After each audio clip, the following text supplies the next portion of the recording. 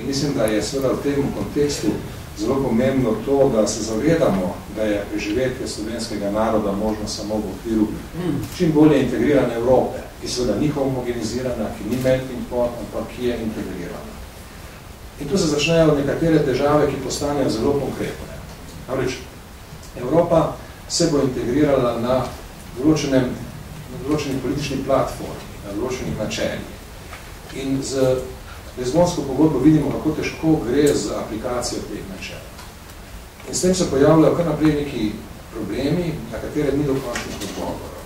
Eno od teh problemov, ki bi jih jaz rad predložil razpravo v tem zboru in se zavzel za to, da bi v njem razpravljali še večkrat, je problem, kako razumeti legitimnost evropskih institucij in kako jo razvijati, da bo ta čim bolje ustrezala evropskemu državljanu, da bo čim bolje ščitila človekove pravice ljudi kot posameznikov v Evropi in da bo čim bolje zagotavljala koherentnost, ki jo Evropa potrebuje za to, da je uspešna na svetovni sceni.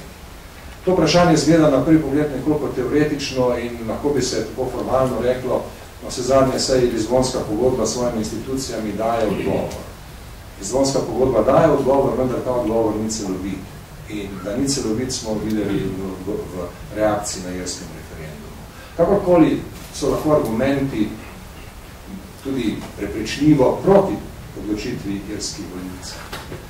Nekako ne moremo zapirati oči pred dejstvom, da so irski volivci upozorili, da je tu nek deficit legitimnosti, da je nek deficit demokracije. In tu je treba narediti več. Jaz mislim, da ni nič zgodovinsko zamonjenega.